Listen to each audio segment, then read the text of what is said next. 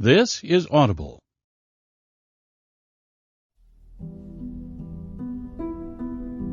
This is Hunting Adeline, written by H.D. Carlton, narrated by Teddy Hamilton, Ava Lucas, Grayson Owens, Michelle Sparks, and Tempest Mensah.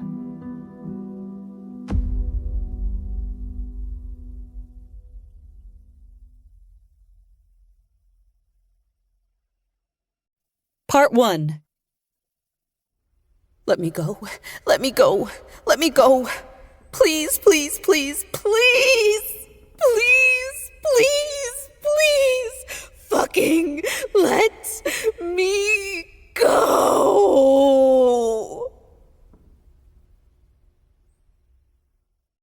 Chapter 1. The Diamond.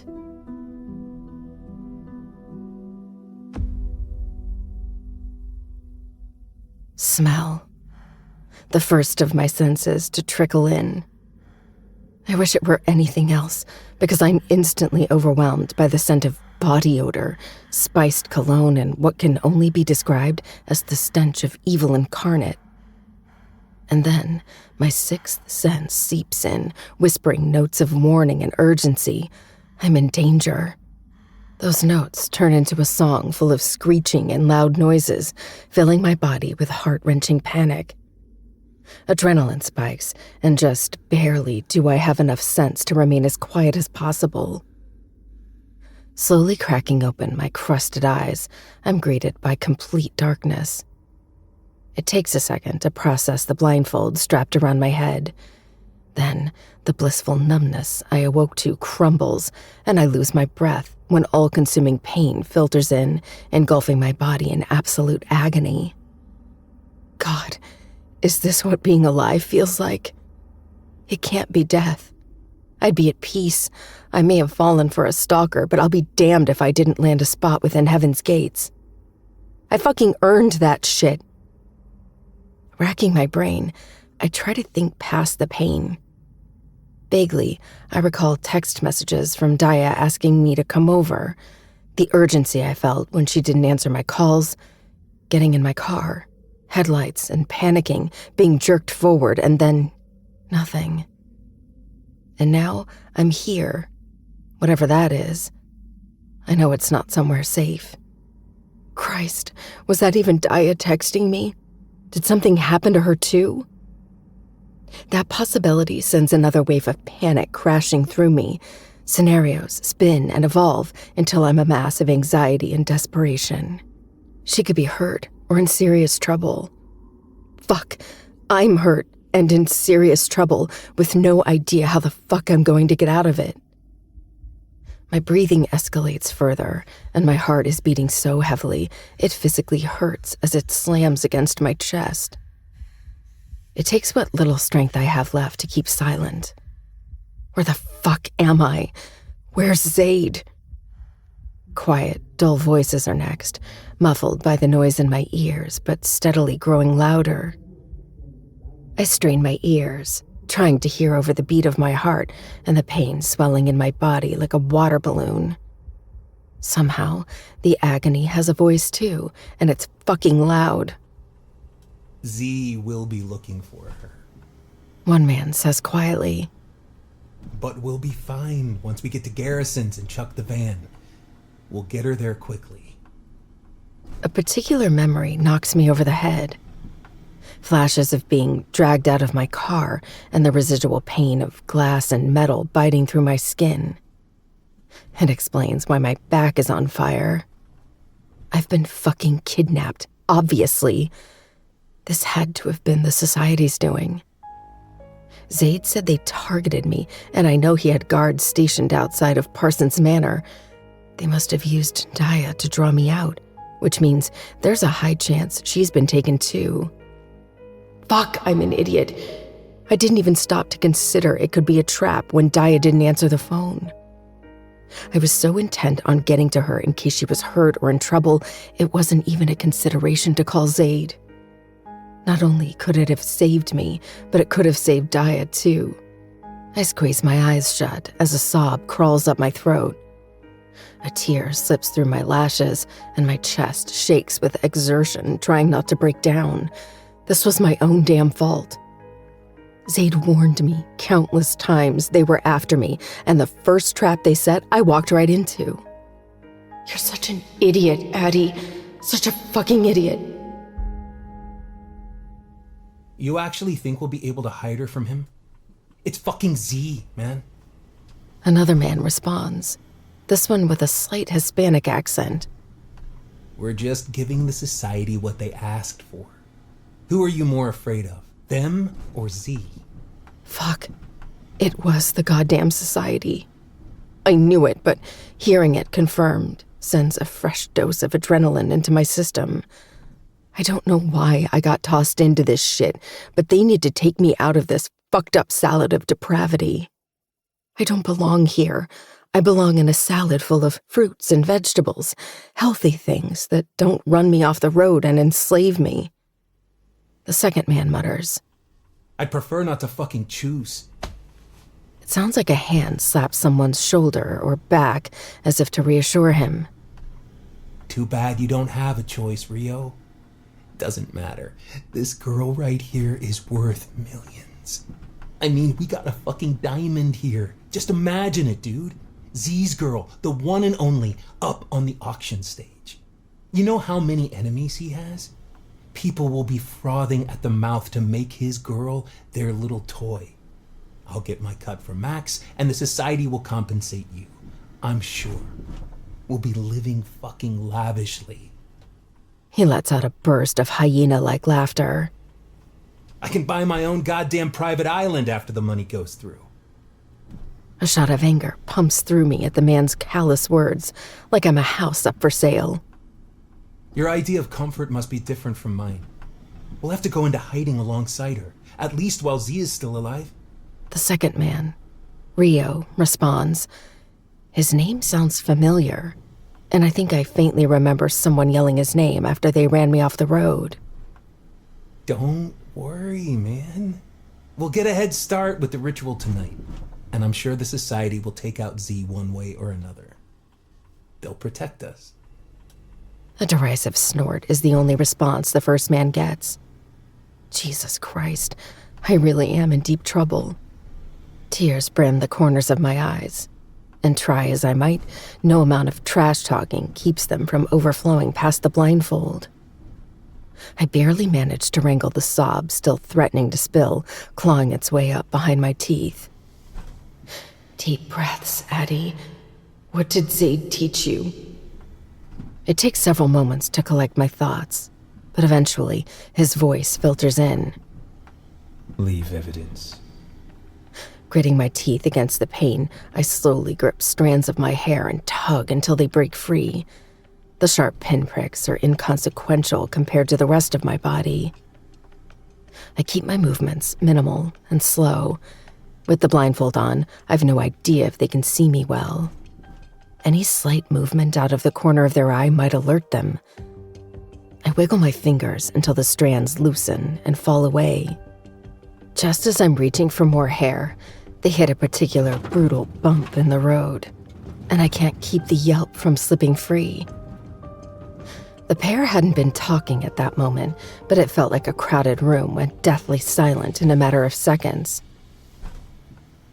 Welcome to the land of the living, sweetheart. One of the men croons. It's the first guy, the one who had referred to me as a diamond. Where are you taking me? I ask, my voice raspy and hoarse. To your new home. Well, temporary home. He corrects. Whoever pays the most will provide you with your forever home. He chuckles, as if I'm a dog about to be adopted into a loving family. Great, I croak. Sounds like I've hit the jackpot. One of them laughs humorlessly. It sounds like Rio this time. Hold on tight to that humor, baby girl. You're going to need it for where you're going. Before I can open my mouth to respond, I feel a prick in my arm, followed by burning spreading through my veins. I suck in a sharp breath, the last breath I take before darkness descends.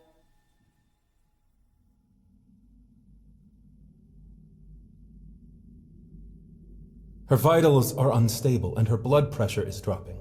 We need to get her an IV. I stir, the unfamiliar voice distorted beneath the ringing in my ears. Agony blazes in every inch of my body, but it feels like I'm underwater, fighting to get to the surface, yet kicking away from it because I know the pain will only intensify. I'm encased in a shroud of fire, flames licking at my nerve endings, and the closer I get to consciousness, the brighter the flare. There's a tiny prick in my arm, followed by muffled voices coming from different directions. Dislocated shoulder, head trauma, lacerations all over her body. The man's voice fades out before cutting back in. A harsh shout that travels up my spine. God damn it, Rio. This isn't a fucking hospital where I have the equipment I need. She could have internal bleeding for all I know. Come on, man. She was fine just a bit ago. Another answers, a note of concern in his tone. Rio's companion, I think. Fine. I have no way of knowing what kind of damage she took. It's evident she hit her head. She could be hemorrhaging and potentially die in seconds. You gonna find me a CT scanner? When he's met with silence, a muttered, Thought so. follows. Darkness slicks at the edge of my consciousness, threatening to drag me back under. I moan, and probing fingers pry my eyes open. A bright light flashes in them, but I hardly notice. Miss, can you tell me what hurts? An older man replaces the light, his face crowding over me. His image is blurry, but I can make out tufts of gray hair, a bushy mustache, and pale blue eyes. I part my lips, but my tongue sticks to the roof of my mouth. Jesus, what did they inject me with? Whatever it was, I'm disoriented and dizzy. I know you're in a lot of pain right now, but I need you to tell me what hurts. Everything. Everything fucking hurts. My shoulder. I croak out finally. My head. Anywhere else? Your chest or stomach? Back. I gasp, remembering once more being dragged out of my car. My back feels as if it's been shredded with a cheese grater. That's all? He presses. I nod my head, the incessant questions exhausting. A million other places hurt too, but my energy is depleted, and I'm so very tired. I'm going to put you under anesthesia and get you fixed up, okay? Clarity surfaces, and the man's facial features sharpen, along with another man standing behind him, shifting on his feet and watching us. Time to go to sleep, princess. Dark, bottomless eyes and a wicked grin. Rio. He's the one who dragged me out of the car. Flashes of that conversation elude me, but I know there was more to it.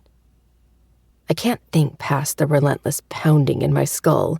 Just as my eyes begin to focus, my vision blurs once more, and my eyelids grow heavy. I can't fight the deep pull to just close my eyes. I don't want to fight it. Not when it'll take me away from the pain. Addie, baby, I need you to fight for me, okay? I need you to survive until I get to you. How badly is she damaged? The question stirs me out of the endless pit I've been drifting in, where only an illusion of Zaid's voice lives. It's not real. His voice isn't actually there, but it feels so real, so soothing, that I fight to stay where I can hear him. How badly do you think? You ran her off the road. Alongside the angry response is a swell of dull pain pulsing throughout my body. I hear a sigh, and then the older man continues. She'll have a few scars along her back from the glass. You're lucky they were fairly clean. The scarring won't be too terrible. That'll decrease her value.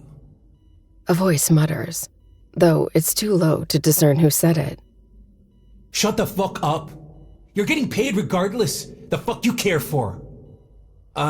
Maybe because your dumbass mistake is risking my life? Jesus, Rio. I knew she was banged up, but not this bad.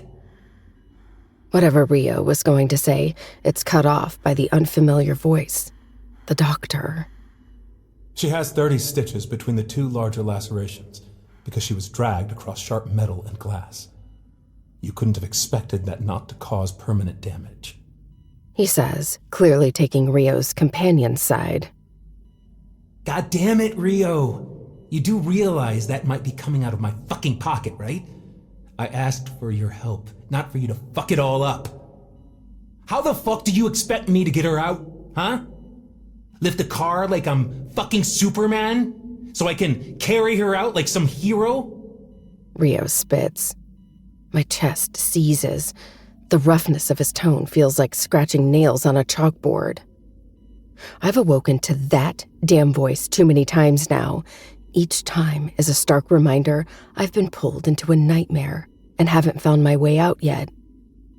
If you hadn't hit the car so fucking hard, none of this would be happening, you piece of shit. If you hadn't been so fucking doped up and screaming in my ear, you could have been the fucking driver like you were supposed to be. Gentlemen, let's take a breather. She's awake. Her blood pressure is rising. My breath stills, but I don't bother pretending. Slowly, I open my eyes to see 3 men surrounding me, staring at me as if I'm a lab rat. A very fucking horrible experiment. My eyes clash with a dark pair first, nearly black and lifeless. Tattoos cover his light brown skin, the laurel leaves on either side of his throat snagging my attention first. He's wearing a zipped-up leather jacket, but black ink swirls on his hands up each of his fingers, indicating he's most likely covered. He has sharp, angular features, arched thick brows, and a scar cutting through the side of his closely cropped black hair, completing his near-feral appearance. He'd be attractive if he didn't look like he'd rather see me dead. My gaze moves to the man next to him. He's grungy-looking, with scabs on his face from apparent drug use. A mop of greasy hair covered by a backward ball cap, a dirty wife beater, and pants too big complete the look. I recognize him as the other man who kidnapped me. Finally, I look over to the third man I assume to be a doctor. Gray hair, blue eyes, a bushy mustache, and wrinkles disturb the otherwise smooth expression on his face. His stare is softer, matching the tenor of his voice, but something is off about him. A deep, penetrating vibe I can't quite place. I look away, a cold tremor settling deep in the marrow of my bones. The dull throbbing pain grows sharper, but it's not nearly as potent compared to when I woke in that van. Whatever painkillers they pumped into my system must be fading, and I'm not above begging for more. All my muscles ache so profoundly, I feel as if a hard shell has molded around my bones. I'm incredibly stiff, and every movement twinges. Breathing through the aches, I glance around. I'm in a darkened white room. It's sterile in here. Not clean like a hospital, which is where I expect it to be, but we're not in a dungeon either. I'm not sure why I even expected that. Dirty white walls, concrete flooring, and silver cabinets line nearly every wall in the room. Next to the hospital bed is a large metal table with a bowl and various instruments laid out on a bloody cloth. Different sorts of machines dot the room. While I don't recognize most of them, the beeping device next to me monitoring my vitals is familiar, along with the IV leading directly into my arm. The doctor grabs a styrofoam cup from the table and hands it to me. Drink slowly. He instructs. Shakily, I grab the cup and sip on it. The cold water feels like dumping ice on a burn, painfully relieving. Scratchy white blankets cover me up to my waist, and when I look down, I notice I'm in nothing but a light blue gown. Somehow, that's the worst part. They can see the evidence of just how cold it is in here. Noticing where my eyes are trained, the doctor speaks up. I do apologize for your clothing.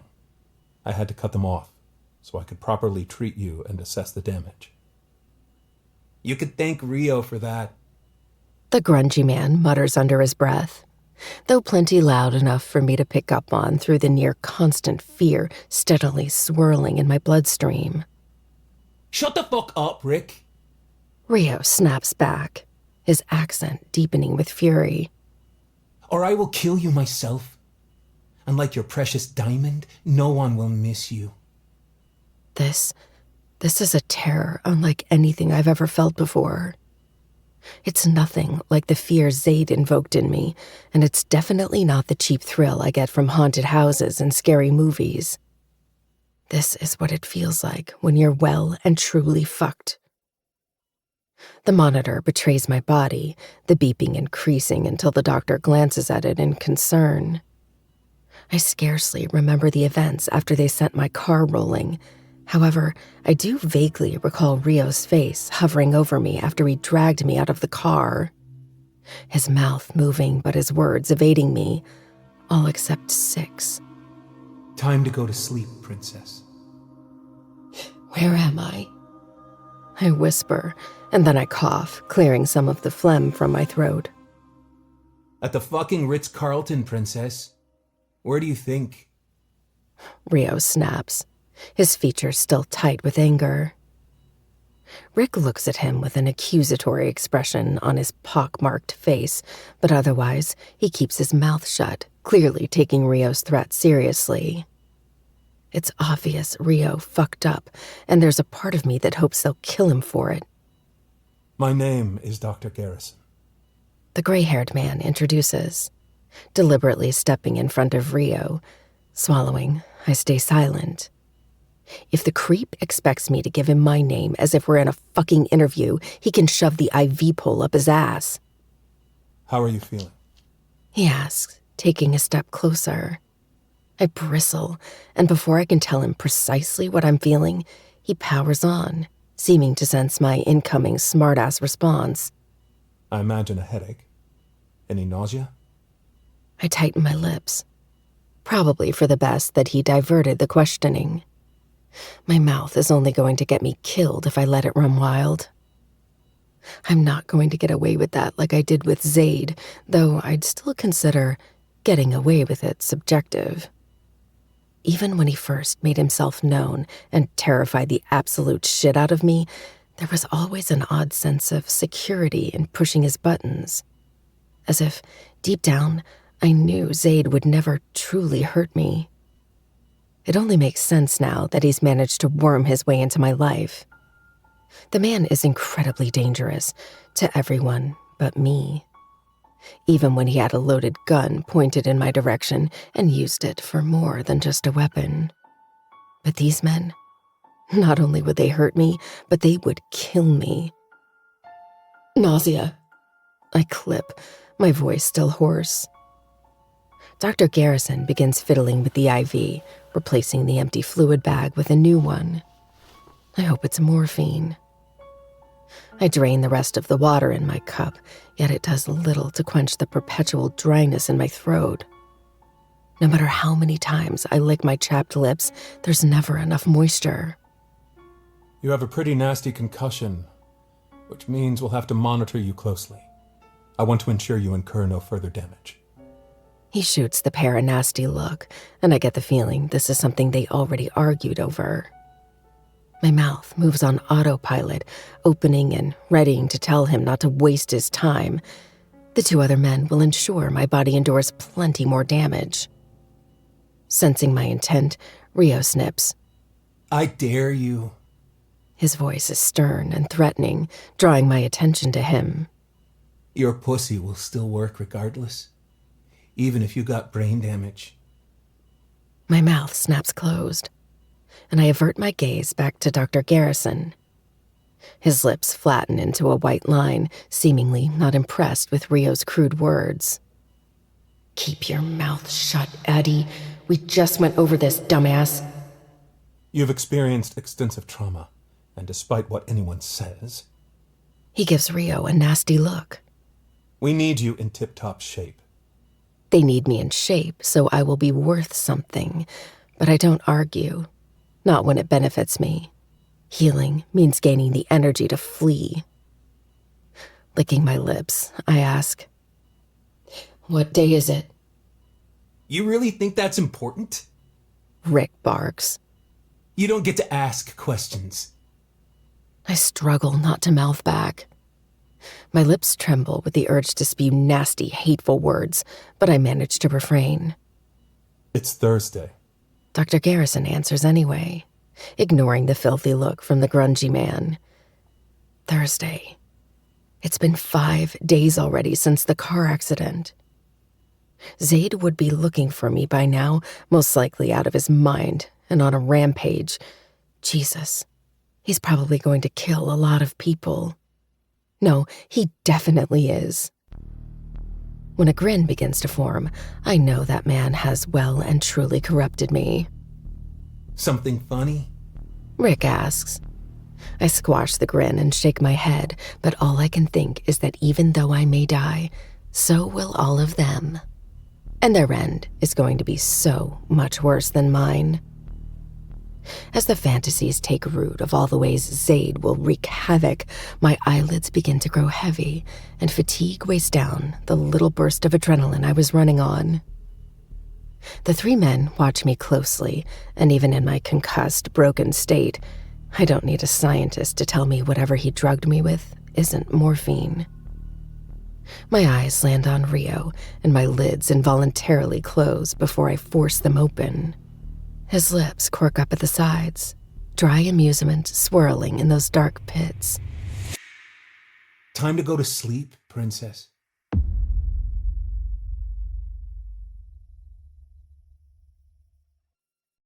June 8th, 2008. What did I fucking do to deserve this? I'm 20 years old. 20 years old! And now I'm going to die. Jesus. And all I can think about is what will happen to my little sister. Mom couldn't take care of her if her life depended on it. Fucking fuck! My sister's going to die too. Knowing that hurts so much more than what these men do to me, than what Francesca does to me. It's physical. They don't have the power to break me mentally when I'm already fucking broken. Molly. Chapter 2. The Hunter.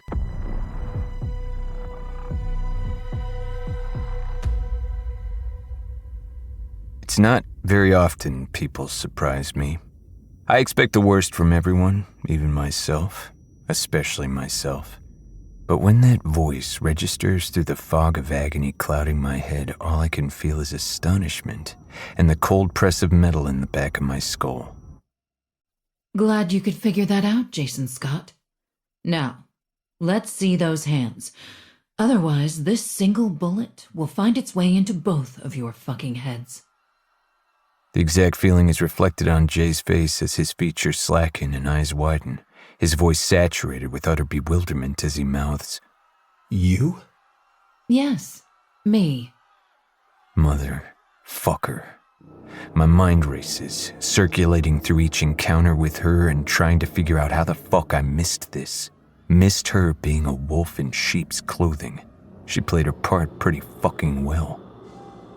This really hurts my feelings, you know, I say through clenched teeth, the muscle in my jaw pulsating. Why do I get the feeling you'll get over it? A man's tortured scream rings out from someplace to my left, the heavy smoke concealing him.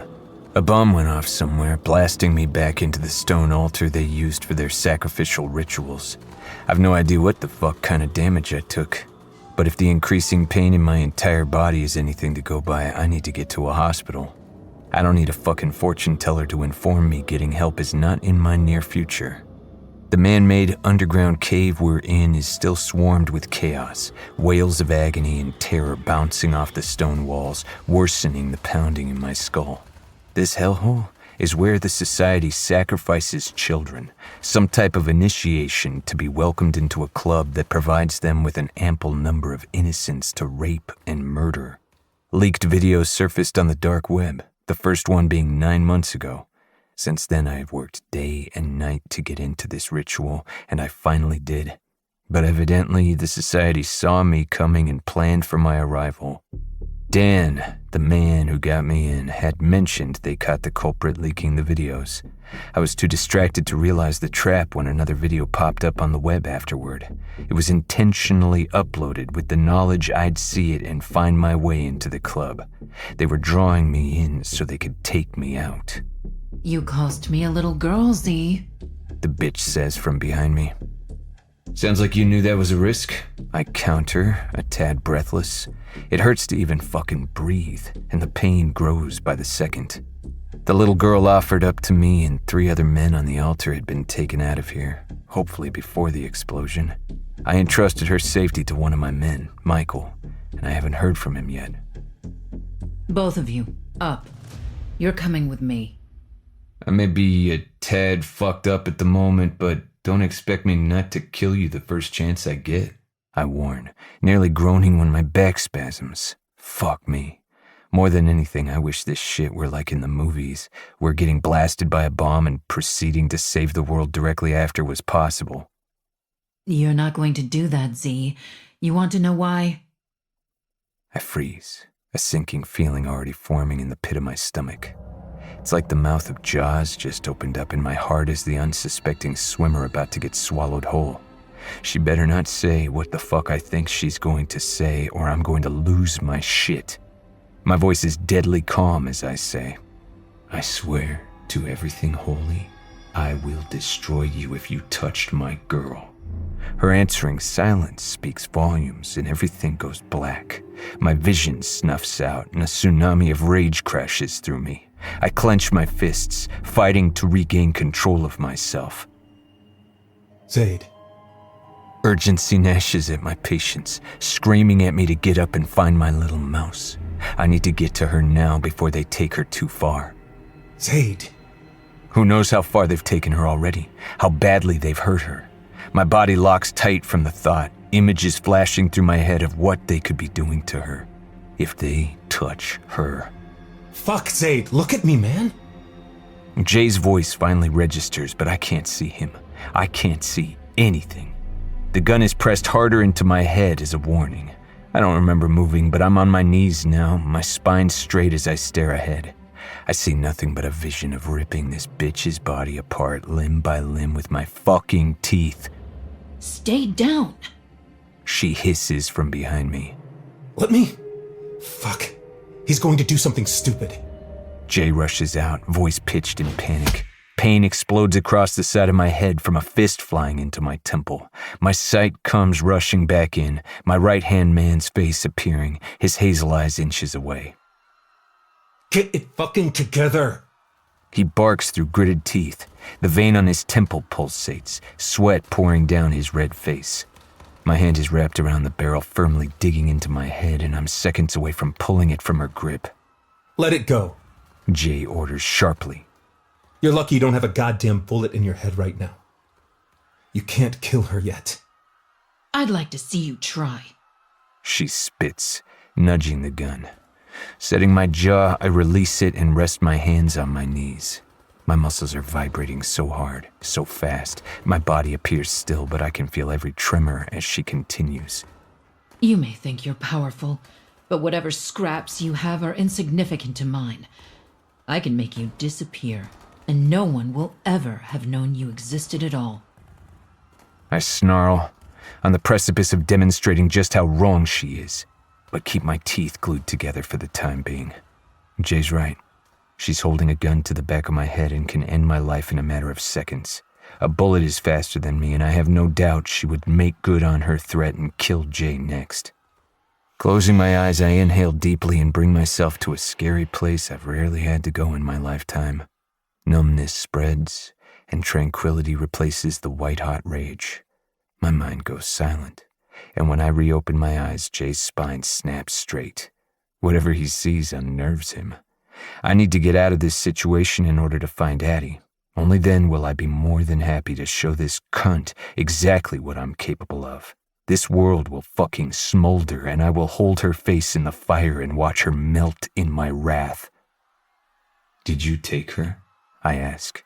I know she did, but I need to hear the confirmation from her mouth anyway. I feel her hot breath fan across my ear, followed by her soft, mocking voice. I did. I took her. And I'm going to sell her only to the ones with the sickest desires. And you can't do a thing about it. One thing I've grown to loathe since forming Z, I have an incredibly vivid imagination. In this line of work, it's a curse. Every time I see a new video posted on the dark web, or get intel on a new ring, the first thoughts that come to mind are all the depraved, sick things being done to these women and children. My own mind tortures me with those images. Later, I'll be plagued by them, except it'll be my girl they're hurting. But now, I'm fucking glad for it. At this very moment, I am enjoying all the ways I will kill Claire Williams. So, I start, grunting when a particularly painful twinge flares in my back. Mark was never your abuser, was he? She titters. Oh, he was. He just didn't know what it meant for him every time he laid his hands on me. Idiot never did figure out I was the one pulling all the strings. He was too stupid. She circles us, the gun still pointed at my head while her red lips pull into a snarl. The color staining her mouth rivals her hair. Such a bright red that curls around her face and robed shoulders. During the ritual, she was the mystery person in the hood, offering me a knife she knew damn well I would never use on that little girl. Instead, it went into another's throat. That's the best thing about the male species. You all are so far up your own asses you never thought it could be a woman in charge, never suspected the meek, abused wife because you all assumed I was weak. I huff out a dry laugh. Wrong. I didn't suspect the abused wife because I couldn't imagine one victim actively victimizing other innocent women and children. She smiles wickedly and bends at the waist, leveling her green eyes with mine.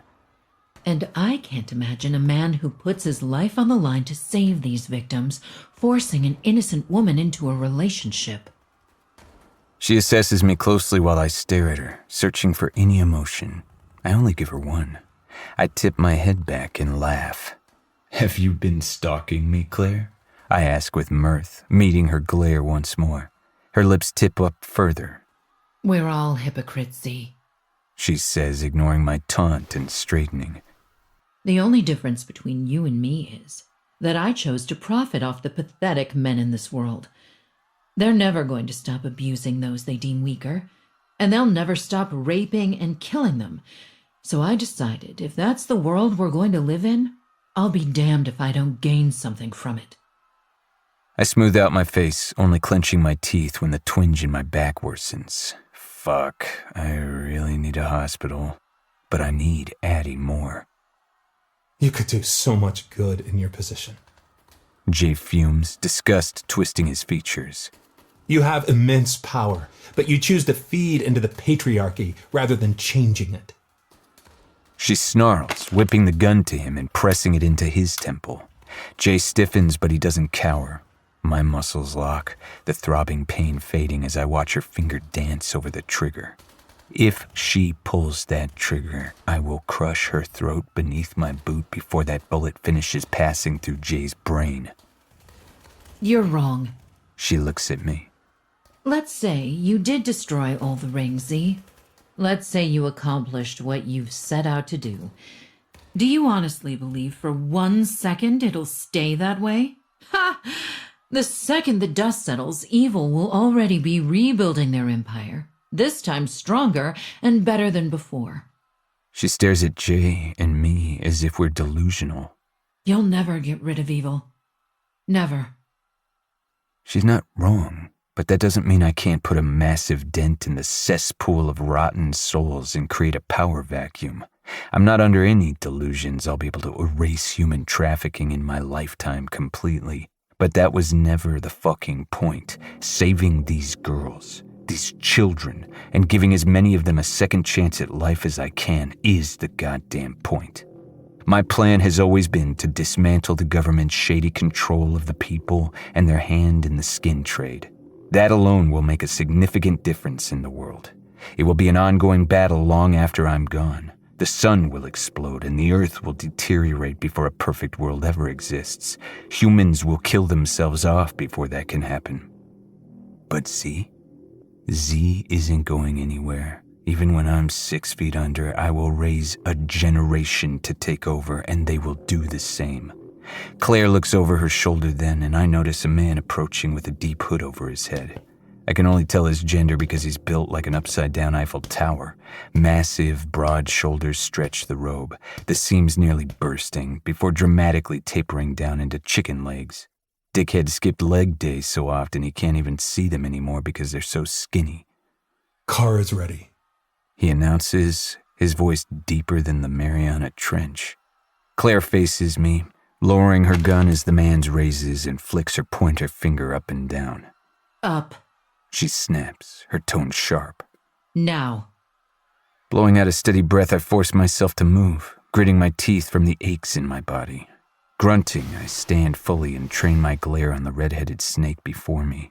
She's brave enough to meet my gaze head-on without an iota of fear.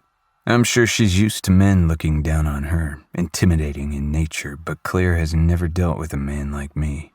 What do you think you're going to do with me? I challenge, staring at her with condescension. I'm a lot to handle, Claire.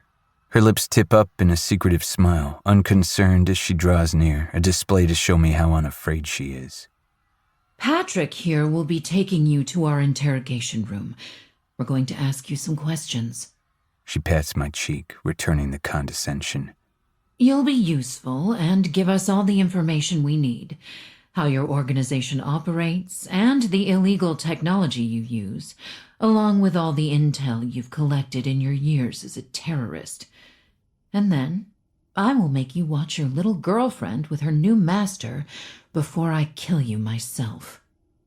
I stretch my lips into a feral smile, baring my teeth as I lean in and show her exactly why she should be very fucking afraid. Better make sure those ropes are extra tight, I growl. Her eyes round, a hint of fear flashing as quick as lightning. Bitch may be ice fucking cold, but that doesn't make her immune to my fire. Lead the way, I encourage, gesturing before me. Claire looks me up and down, a scowl forming on her face at my superior tone. She's gotten used to people sniveling at her feet, bowing to her commands like metal beneath a torch. She has yet to learn that I've never been just a man. With a sniff, she turns and walks away, making a point to keep her back turned, as if to prove a point. I've never needed to acquire fear in order to kill, but I don't mind teaching lessons. Addie can attest to that.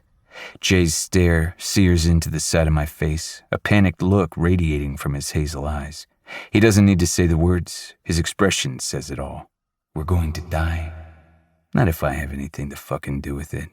I have too much to lose that's worth far more than my own life. Her chicken-legged companion, Patrick, allows us to pass before he falls into step behind us.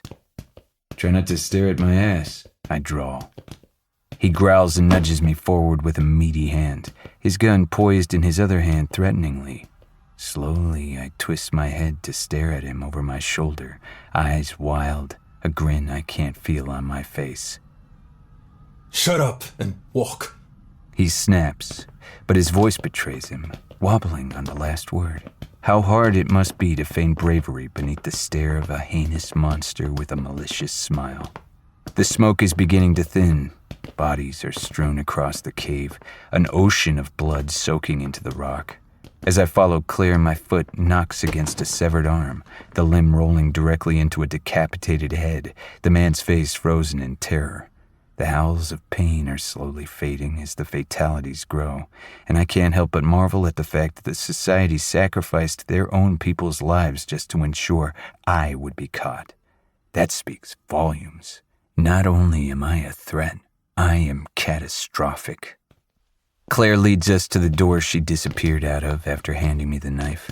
From the quick sweep of the room, I hadn't seen any of my own men, but that doesn't mean they're not mixed in and possibly dead. My chest tightens, hoping that's not the case. They understand the risks, but their deaths would be another responsibility to shoulder. We follow her down a dimly lit hallway, an exact replica of the one I entered the cave through.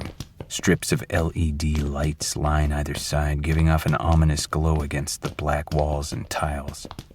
This hallway steeply inclines upward, now that we're coming from underground. It feels like climbing a mountain with the way my body aches. Jay walks stiffly beside me, periodically glancing at me with fear and anxiety. It's clear he's never been in a dangerous situation like this before. He's always behind the computer, never on the front lines. I don't know how to assure him. I've never been one to lie, and while I'm confident I'll get us out alive, I can't guarantee it.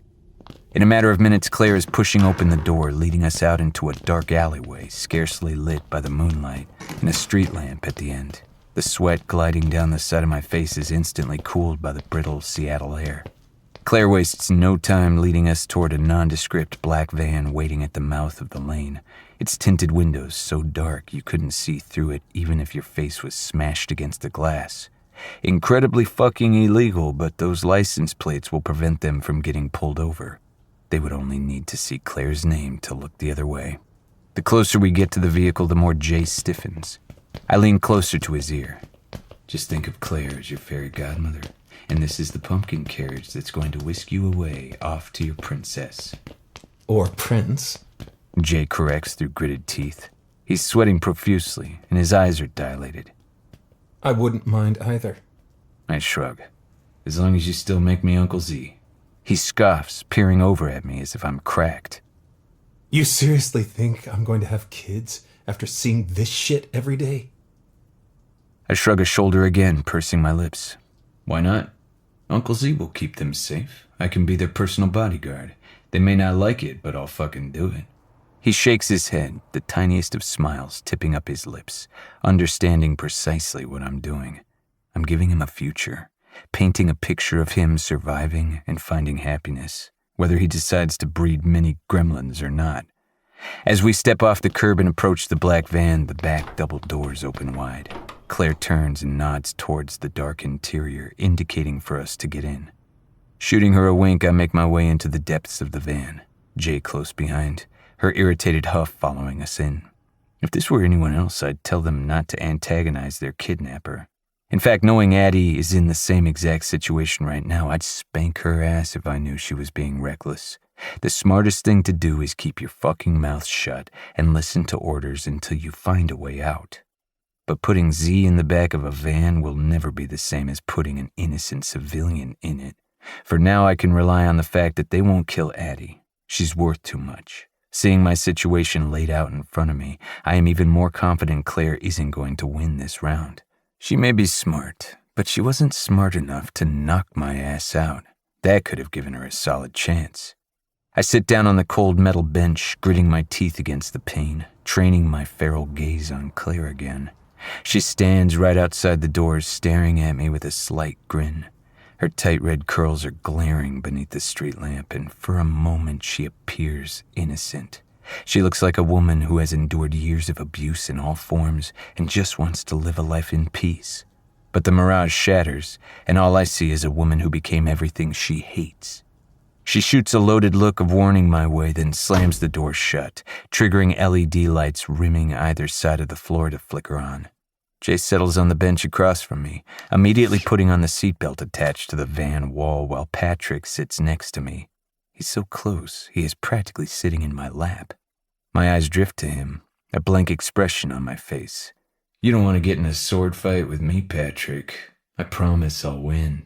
I deadpan, glancing down between his legs. Jay hisses at me to shut up, but I don't tear my gaze away from where I feel his eyes hiding within the deep hood. You don't know when to keep your mouth shut, do you? What did I say? I ask, feigning innocence. I thought that was your intent with the way you're sitting in my lap. It's going to be hard to get in a sword fight if you have no sword to speak of. He retorts, his tone dipped in malice. I arch a brow, unimpressed with his threat. Even a chainsaw takes time to cut through a tree trunk. You'll be dead before you get that far. Keep talking. He snaps, daring me. I smirk, but keep my mouth shut. If Jay weren't here, I would continue to antagonize him. It would be my goal for him to attack me and hopefully pull a weapon, thus presenting me with the perfect opportunity to disarm and kill him instead. But it's possible he'd turn the gun on Jay, and I won't risk his life in place of my own, so I'll bide my time for now. Patrick is going to die, very soon. The engine rumbles to life, the metal vibrating beneath my ass. The vehicle surges forward, the three of us swaying heavily to the side, forcing Patrick further against me. We look at each other, and slowly he slides a few inches away. That's what I fucking thought. Now that the mouth breather has removed itself from my neck, I can actually think. But it only takes seconds for my thoughts to nosedive. The deadened space I've forced my mind into fading, the black rage resurfacing. They took my little mouse. I squeeze my eyes shut and bow my head, fighting to regain control over my temper. The fragile layer of resolve containing my anxiety and murderous rage is cracking. My panicked thoughts are too heavy, and just like a person standing on thin ice, it's eventually going to break beneath the pressure. But I can't let it. Not yet. I need to focus on getting us out, and it's hard enough with my body screaming at me. There's the option of attacking and killing Patrick, but that won't stop the vehicle, especially if they hear me attempting to escape. The only alternative would be shooting the gun off until I hit the driver, which could send us careening into traffic and kill us all. Or Jay and I could attempt to drop and roll out of the back, except my body is too battered to withstand that. Exhaling through my nose, I lift my head to find Jay already staring at me, brows knitted with concern. His black hair is matted to his forehead with sweat, and he's shaking like a leaf. He's definitely not fit for a mercenary life. Fuck, that's it. Jay's panic and my agony have made us both forget a very valuable tool. There are Bluetooth chips still in our ears. They're tiny and transparent, an illegal device that isn't noticeable unless you're really looking for it. So unnoticeable, in fact, that Claire hadn't even thought to check. The devices in our ears are activated by a tiny button or a voice command, but that means Jay or I have to use the word call. I train my gaze on Patrick. So, am I going to get my one call when we get there? He grunts. Funny. Silence. Fuck it. It probably got damaged by the explosion. Explains why my men haven't attempted to get a hold of me themselves. I cast a look to Jay, and he nods, a drop of sweat flinging off the tip of his nose. Come on, man. My grandma is sick. She's probably wondering where I am. I face Jay again. Didn't you promise your brother you'd take him to Chuck E. Cheese tonight? Jay works to keep his face neutral, but that's another reason he stays behind the screen. Kid can't act worth shit. Yeah, I should probably call Baron and tell him I can't make it. Make it a little more obvious, Jay, dear Lord. Baron isn't actually Jay's brother, but another of my men who could help us. A little satisfied smirk tilts Jay's lips, but he smothers it. The call must have been successful, which means Baron will be listening in and hopefully track us once he realizes something is wrong.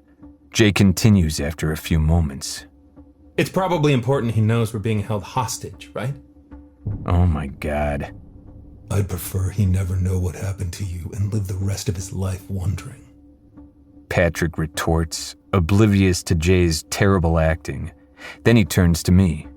You can keep playing your games, but you won't be laughing soon. How soon? I counter. I can't see his face, but I can feel the confusion radiating from the black hole in his hood. My grandma is waiting. His fist clenching is my only warning before he sends it soaring into my cheek. My head snaps to the side and pain blooms across my entire skull. The punch would be tolerable on a typical day, but considering I just suffered through an explosion, it feels like another bomb has been let off inside my head. My instincts flare and my fists clench with the need to hit him back. The beast inside my chest is thrashing and raging, and that precarious control slips a little more. Addie. It's for Addie. Just barely I manage to refrain. I need to give our men time to get to us, though I know it won't take long. Jesus. A man can't call his fucking grandma, asshole? He shakes out his shoulders and turns away, and I scoot further down the bench. He can think it's because I'm scared, but in reality, I'm 2 seconds away from ending his life prematurely. While we wait, I work to decompress, keeping the boiling anger in check. That lasts a whopping 10 minutes before I'm getting thrown for the second time today. Something heavy crashes into the van from behind, sending Patrick and me flying off the bench and into the wall separating the front from the back. Jay is jerked to the side, but the seatbelt keeps the lucky son of a bitch anchored. I groan, pain flaring in several different parts of my body as I roll onto my back and try to breathe. I can't even tell which parts hurt anymore. Fucking everything hurts. Claire yells from the front seat, spitting demands at the driver to get the vehicle under control. The van continues to swerve side to side, the driver unable to regain control. Another hit and the van lurches to the side and crashes into something solid. Patrick collides with me, colorful words spilling from my mouth as we slide towards Jay. My back slams into the wall as we come to a halt, the behemoth smashed up against me. My ears ring from the impact, and it takes several seconds to get my eyes to focus. Patrick may be disproportionate as hell, but he's still really fucking heavy. Jay, tell me it's who I think it is. I grit out, taking advantage of the chaos and wrapping my arm around Patrick's neck in a steel-tight grip. His hands fly to my arm, clawing at me as I gradually crush his windpipe. He struggles and I clench my jaw as I fight to keep him still. I'm weak, in an insurmountable amount of pain, and my muscles are loosening. Sure is? He pants, sweat pouring down his pale face. Good. I mutter before gripping Patrick's head and snapping it to the side, breaking his neck and killing him instantly. That's for my grandma, dick. Bro, none of your grandparents are still alive.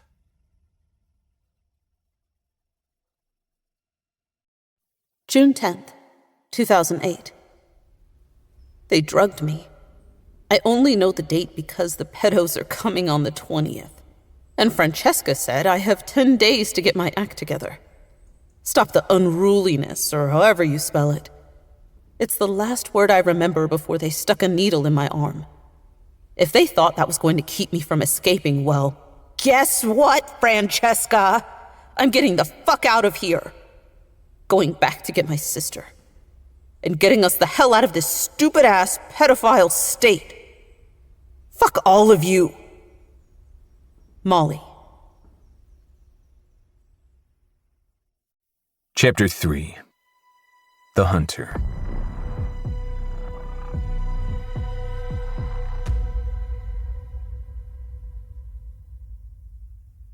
Claire screams from up front to keep driving, but the engine stalls. I kick Patrick's dead body off me and stand, perspiration coating my skin. I'm 0.2 seconds away from passing the fuck out. My body is beginning to shut down from the physical trauma, but I can't allow it to just yet. Jay quickly unbuckles and stands. Come on, they're waiting for us. He urges, noting the state of duress I'm in. I need to take care of Claire, I say. But that notion dies the second we bust open the van doors. Other cars have already stopped on the side of the road, getting out of their vehicles to check on us. Fuck. I can't kill a woman in front of civilians, no matter how tempted I am. Just as Jay and I crawl out, Claire emerges from the passenger's side, a wild look on her face. Don't you dare! She hisses through her teeth. Red lipstick stains them, giving her a feral look. Or what? When she has no answer, I shoot her a wink just to get her asshole clenching from anger and head towards the huge military-grade van waiting for me. Hey man, you good?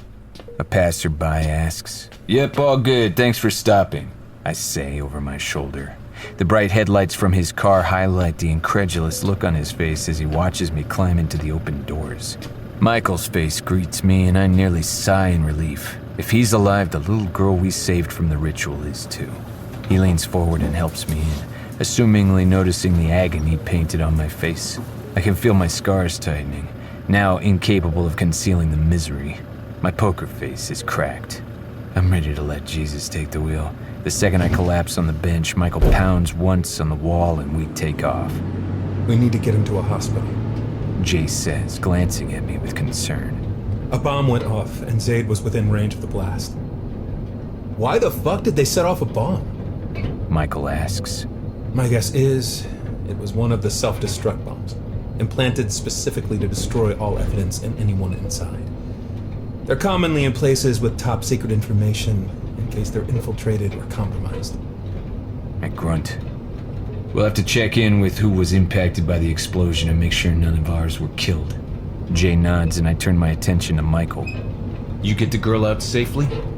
Yep, He confirms. with Ruby, on her way to get treatment. I nod, some of the pressure easing off my shoulders, but not nearly enough. It's like the Empire State Building rests on them and only a penny fell off. They still have Addie, and the rage is steadily churning beneath the surface. I'm going to burn the entire fucking world down until I find her, and I don't care who gets burnt. Do we know anything about who was involved in her kidnapping? I ask, voice tight with fury, clicking off the video on my laptop. I just finished watching the surveillance footage of Addie's car crash, caught by several streetlight cams. Watching her being dragged from her car, knocked out, then carried into the van, has me shaking with rage. Jay is already working on tracking it through street and security cams, but it doesn't feel like enough. I've only been admitted in the hospital for a few hours, and I'm seconds away from leaving again. Thankfully, I didn't suffer any serious damage. My entire back is black and blue from hitting the altar, but there wasn't any internal bleeding like I feared. I got lucky. I didn't break my goddamn back, but I damn near came close to it. Her picture was posted to a forum on the dark web a day before she was taken. The poster was anonymous, of course, but the ad reads that if anyone brings Addie in alive, they'd receive a fucking massive reward. How much? But I don't even need him to answer. I've already located the original ad, which has since been deleted, but nothing is ever truly erased from the internet. I click the ad and Addie's face pops up. Beautiful, unusually light brown eyes, cinnamon hair, and a light dusting of freckles peppering her nose and cheeks.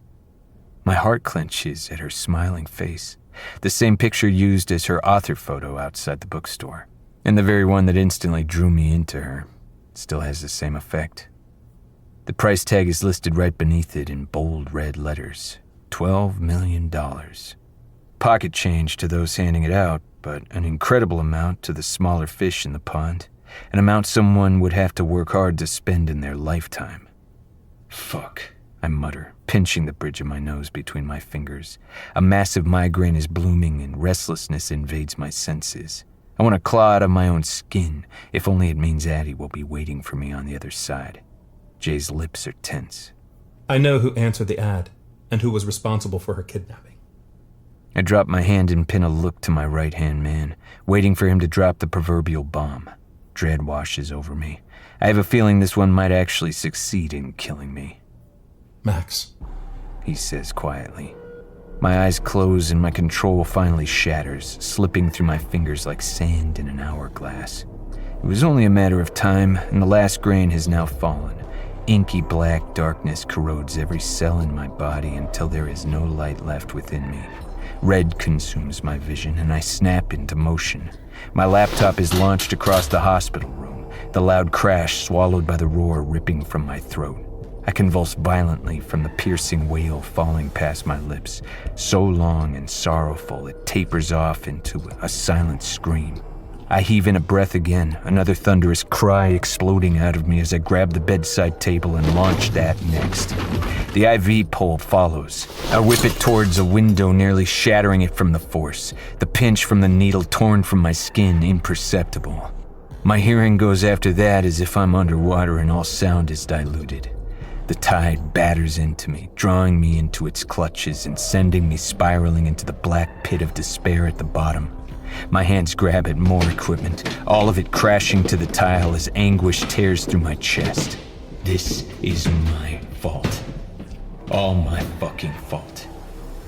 Just as I stand, muffled shouting arises and I feel several sets of hands grab my body at once and shove me back down. I fight against their hold, continuing to roar, but my blindness works against me. Straps circle my wrists and chest, imprisoning me to the hospital bed. But I'm too far gone. Despite the frantic hands attempting to hold me down, my legs swing over the bed and I stand, straining against the weight threatening to take me back down. Jesus, Sade! My chest heaves as my vision becomes spotty, allowing me only snippets of my blurred surroundings. 4 frightened nurses and Jay crowd me, eyes wide and faces pale as I stand before them with a nearly 200-pound bed strapped to my back. I am no longer a man, only a beast succumbing to primal instinct. I am annihilation. Sir, please, calm down. One of the nurses pleads shrilly, her green eyes nearly black with fear. I pant, my chest tight from lack of oxygen and the strap straining against my chest. I can't. She's gone because of me. How am I supposed to fucking live with that? I shake my head, my energy depleting steadily. Words evade me, and I stumble, struggling to right myself. Unstrap him. Jay demands sharply, already aiming for the one secured around my chest. He waits until one of the nurses unclips them from my hands before he releases the buckle.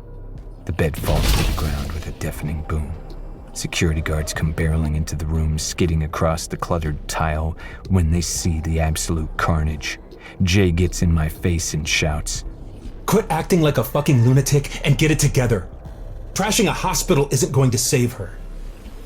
My vision clears, and the wreckage becomes apparent. Shit. That potent fury is still present, spewing from my pores, but I manage to keep it in check, at least enough to steam. What the hell? A security guard says, his young face painted with utter disbelief. He's okay. A nurse huffs out. She's an older woman with short blonde hair and large wire-rimmed glasses taking up half her face. She approaches me like one would a crocodile with its mouth wide open, her hand steady as she grabs my arm and lifts it. A tiny trail of blood leaks down my arm from where the IV ripped out, a tear in my skin no longer than half an inch long. That is a nasty wound, sir.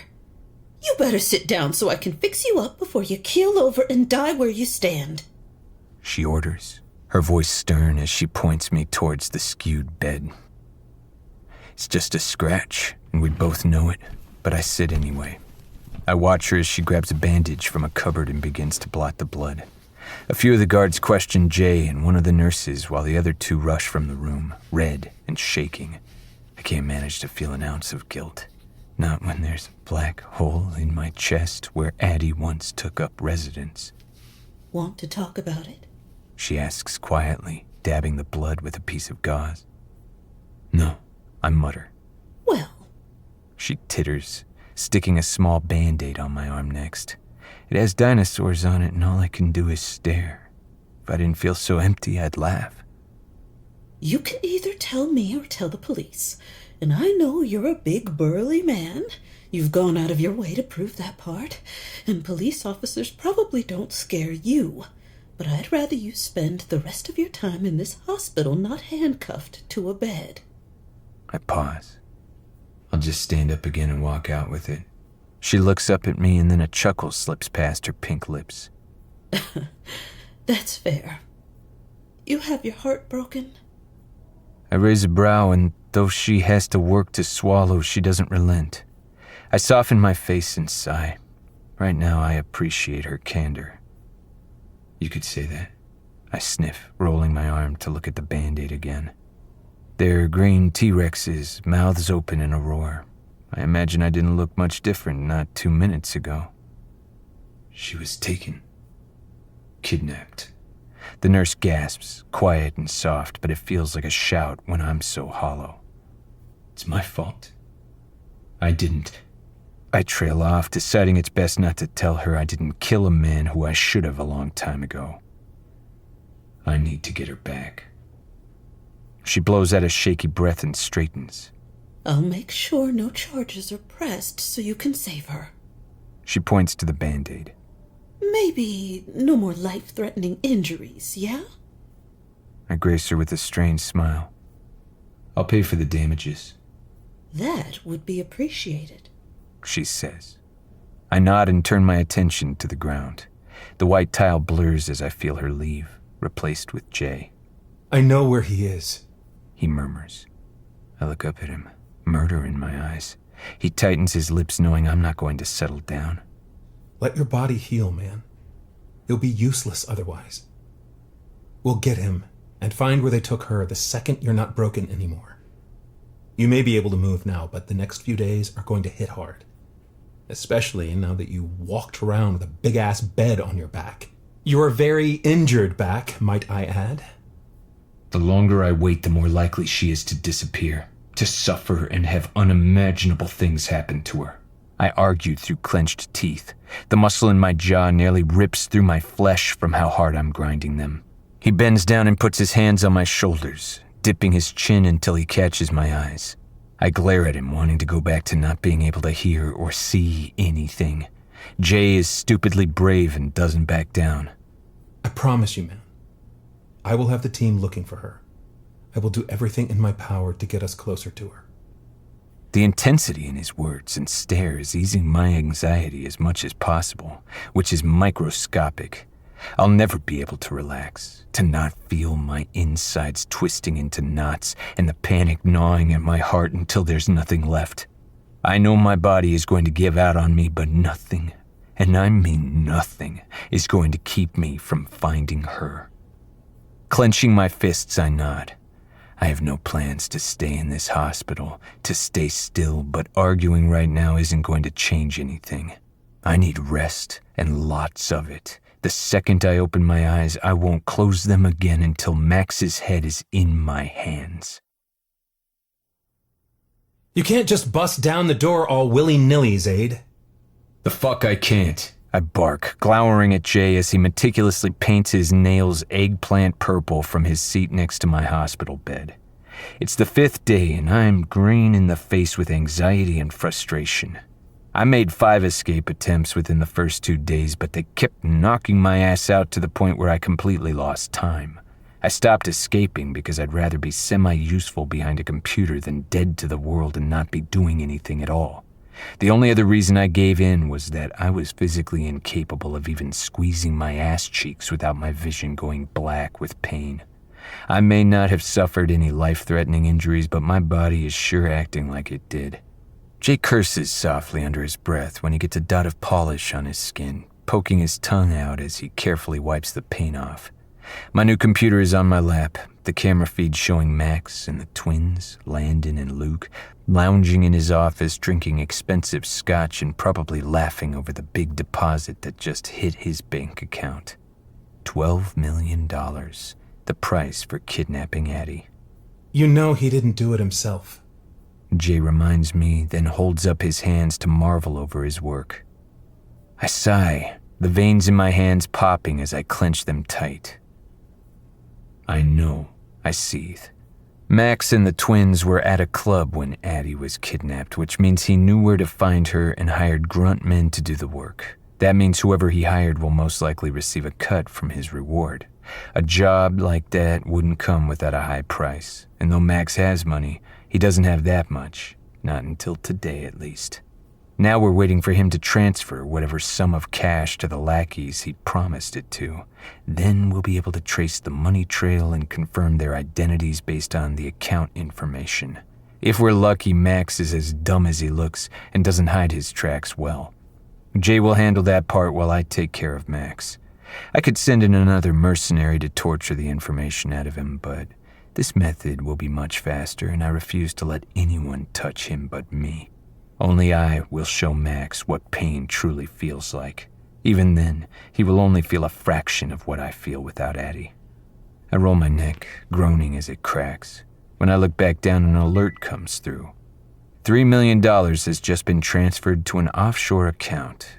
It takes me 2 seconds to find the name attached to it. Rick Borman. Through the camera feed, Max sets down his phone and cheers, clinking his whiskey glass with the twins. I look up at Jay, rolling my eyes as he blows softly on his wet fingernails. He's going to chip the paint in 2 seconds with the amount of typing he does, which is why the colors change every couple of days. He's a nail biter, and the polish helps keep that habit at bay, though it's been virtually useless these past 5 days. As much as he's trying to play it cool, Addie being gone has him crippled with anxiety. He's only seen her through a computer screen, but he doesn't need to know her to know she doesn't deserve this. If she were to die, the world would die with her.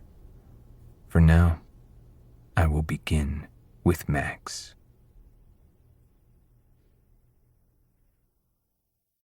June 11th, 2008. I want to die. The only thing keeping me alive is my sister. I haven't said her name. Not here, and not out loud. Layla. It hurts to even write it out. To look at her name and know that she's so far away from me. Suffering as I am, just in a very different way. She's only 1 year old, you know? Still a baby. Mom doesn't take care of her. Beat her, change her, love her. Layla needs me. I'm getting out of here. Molly. Chapter 4. The Diamond.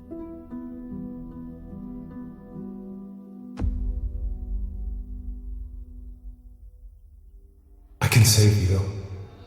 Something shakes me, sending fresh waves of pain spearing through my consciousness. Wake up.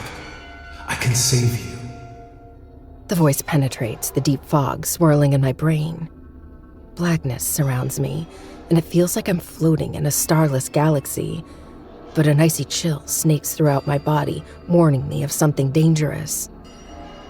A hand lands on my arm, roughly jostling me again. There's not much time left. I need you to wake up. I will help you. A fissure of light cracks through the never-ending darkness. I focus on the light, and as someone continues to jolt my body, the crack widens until blinding light pierces my eyes. I groan, clarity beginning to surface. The firm grip on my arm tightens, and the voice rousing me from sleep amplifies. I'm shaken once more, the harsh movement finally jerking me awake. My eyes snap open, and for reasons I'm not sure of yet, my heart beats out of my chest, pounding against my ribcage as violently as the person shaking me. An old, wrinkled face and dull blue eyes come into focus. Only a few inches away from mine, I rear back, blinking at him with panic and confusion. "What's going on?" I choke out. Within seconds, reality comes crashing down, and I'm reminded why I'm here, who I'm with. I was in a car accident, ran off the road, then kidnapped and brought to a doctor who clearly practices illegally. Dr. Garrison. The man currently in my face, staring at me with urgency. I'm going to help you. Please, get up. The bone-chilling cold worsens as his hand grabs mine and pulls me forward.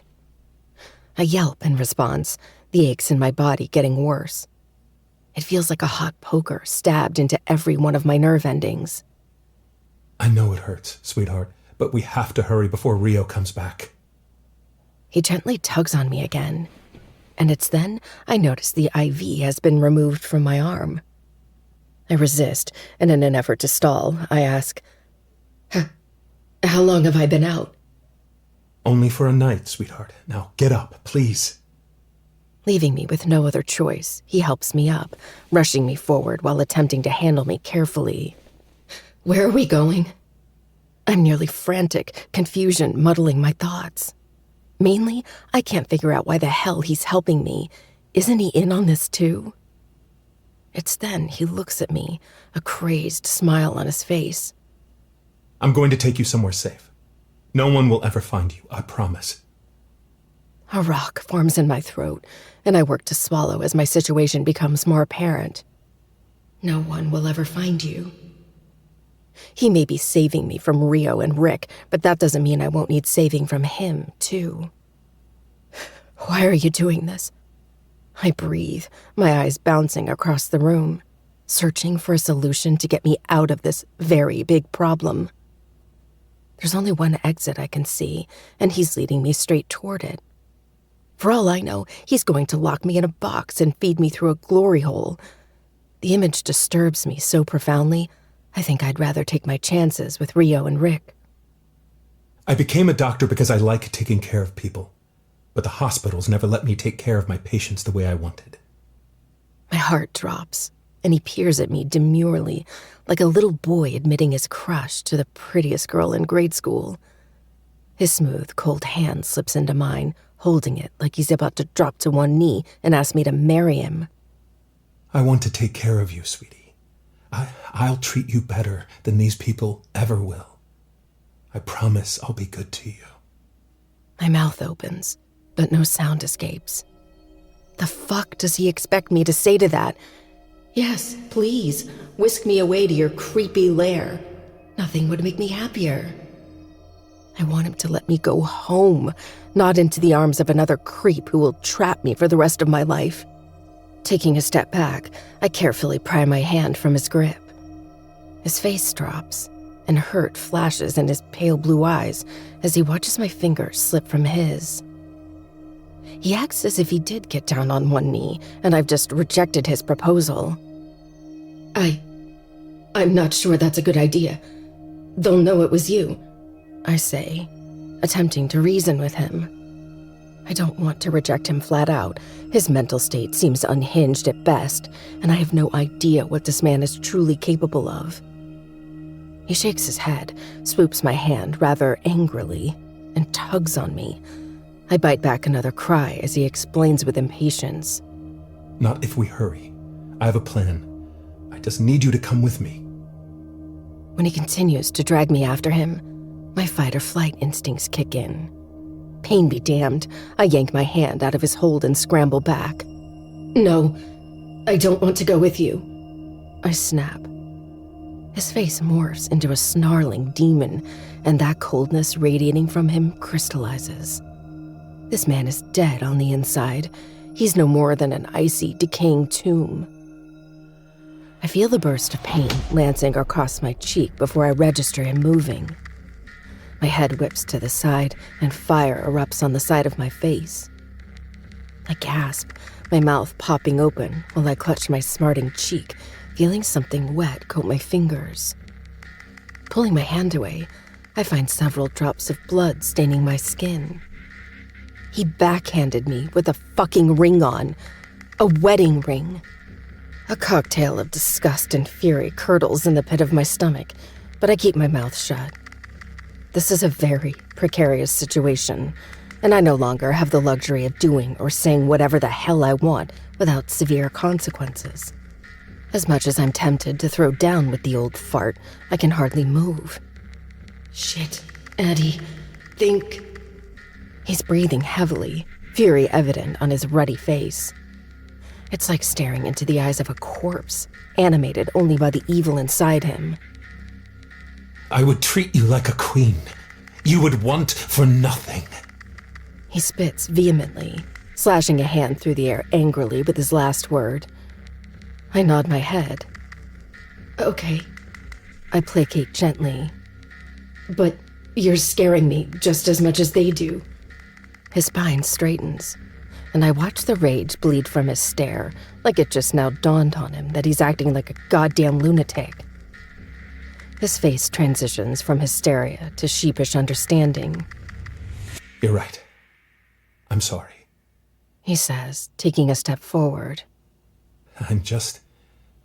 If I'm going to get you out safely, we need to hurry, and you're not cooperating. I tense, but refrain from retreating as he grabs my hands apologetically. I'm sorry I slapped you, sweetheart. I'm just trying to help you, please. Come with me. I promise you'll be happy with me. The panic and adrenaline heighten to dangerous levels, and my heart thumps painfully against my chest. It's hard to fucking think when he's staring at me so eagerly, and my entire body feels like it's been pushed through a fucking meat grinder. But this could be the perfect opportunity to escape if I play my cards right. I need to get out with as minimal noise as possible so I don't alert the Terror Twins, which leaves me with two options. Hit this clown over the head and run, or let him take me away and find a different way out. Regardless, I'm not staying here. Okay, I whisper, wheezing in a breath through my tight lungs. When he sees me visibly relax, he quickly follows suit, victory sparking in his icy pools. Grabbing my hand again, he urges me toward the door, a flickering red exit sign above. I glance around, shivering from the cold dankness of the room. Everything in here is gray and diluted, the light fixtures whirring above, corroded with dust and bug carcasses. There isn't anything here that gives this place life. Jesus, how does he operate in here? It looks like we're in a morgue rather than a hospital room. I'd hate to die here, though it seems like many have. It reeks of sterile death. We pass by the table littered with instruments, several of them sharp. If I stab him in the jugular, he won't be able to scream. He will be dead within minutes. Then I can make a run for it. I've no idea what the fuck I'm going to do once I get out of here, but hopefully I'll be somewhere I can find help. With one quick glance, I note his focus is straight ahead, intent on his mission to take me for his own. I snatch the scalpel from the metal table, but he hears me coming and turns right as I go to plunge the knife into his neck, slicing his nape instead. Blood spurts onto my face, and I turn away in an attempt to avoid getting any in my eyes. He screams loudly, backhanding me once more, sending me crashing into the unforgiving ground. I land awkwardly on my tailbone, and I yelp from the impact. Agony shoots up my spine, taking my breath away, and he's on me before I can think of what to do next, let alone breathe. You bitch! He shouts, his hands circling around my neck and banging my head into the concrete. Stars explode in my eyes, preventing me from seeing for several seconds. It feels as if the back of my head has cracked open, but the hands constricting my windpipe bring me out of the pit of agony. Panic takes over, so intense it feels like poison in my veins. I claw at his hands, leaving bloody scratches in their wake, but they don't deter him. Dr. Garrison's face is contorted into pure rage, his pupils dilated until they're nearly black, his teeth bared, every single yellow, crooked tooth on display. I thrash and fight, but his hold doesn't lessen. It's then my life flashes before my eyes, like an old movie reel. My mother gracing me with one of her rare smiles when I say something ridiculous. My father lounging on his chair and yelling at football players on the TV, the most excitement he's ever shown in his entire life. Daya with her head tipped back, laughing loudly at something I said or did, displaying the tiny gap between her front teeth. And then there's Zaid, the fucking wrecking ball of a man who brought out such a burning fire within me that I crumble like ash beneath him. Yet he made me feel so strong, so brave. He made me feel so damn loved and treasured, just like a diamond. Zaid would never call me something as trivial and common as a diamond. He'd call me the rarest jewel on earth. I should have told him Just as darkness overwhelms my vision, only a pinpoint of light remains. His hands loosening and something wet and warm flooding my face. Instinctively, I open my mouth, gasping desperately for oxygen as my lungs expand. The taste of copper invades my tongue, and I suck in so deeply, my eyes bug from my head. It takes a few moments to process only half of Dr. Garrison's head is suspended over me, a mere second before his body topples onto mine. A mixture of coughing and gurgled scream bites for dominance over my throat. My eyes widen impossibly further as the mangled mess of the doctor's head rests on my shoulder, the pool of crimson seeping into my gown. I nearly convulse from the coughing fit still seizing my throat and the swirl of emotions of being trapped under a corpse with blood dripping in my mouth. More of his brain matter is on me than in his head, or what's left of it. Stop freaking out, you're fine. Rio peers above me, staring down at me with annoyance and a tinge of anger. Get used to the sight of dead bodies, princess. You're going to see a lot of them where you're going. Grabbing the scruff of Dr. Garrison's collar, he lifts him up, suspending him over my face again. Immediately, I'm drenched in even more bodily fluids and brain matter. Barely closing my eyes in time, I cover my face as Rio laughs and wrenches the body off me, dragging him to the corner of the room. Finally, the pressure eases, and I'm able to breathe without coughing. A low whimper leaks past my lips. My body curls in until I'm a tight ball, trying not to think about how blood is in my mouth, yet thinking of nothing else. I gag, my stomach revolting at the thought. Something hard nudges my shoulder, harshly, halting my retching. I lift my head enough to see Rio's boot, then proceed to spit on it, pure red splashing on the black leather. 2 birds with 1 stone, a fuck you and an attempt to rid my mouth of Dr. Garrison's blood. Rio doesn't appear bothered by it, though. You're going to be fine. The dude was trying to kidnap you. Just as you did. So you're saying you deserve the same fate, right? I hiss, my body beginning to go into shock. I'm trembling violently, and there's a numbness crawling up my arms and legs. Stay calm, Addie. Breathe. Just breathe. Rio laughs while I close my eyes and work not to freak the fuck out. His presence closes in on me. I know he's crouched down, hovering above me. Warm breath fans across my ear as he continues to chuckle. You have a smart mouth on you. But in this world, it's not so smart. My advice? Dumb it down until the only words you're capable of are yes and sir. You'll last much longer that way. A tear drips from my eye, and I feel the beginnings of a sob forming at the base of my throat. Isn't that what I'd want? To not last long? Better than suffering forever, right? He sighs wistfully. You're right. You're going to die here anyway. I guess it's not a matter of how long you last, but rather how bad it hurts when it's over. My lip quivers. He sighs again, and the frustration seeps back into his tone. Come on, get up. We need to get moving. He stands and walks a few feet away, looking back down at me, waiting for me to follow. Dazed, I manage to sit up. The pain is starting to settle back in my bones, making itself known once again.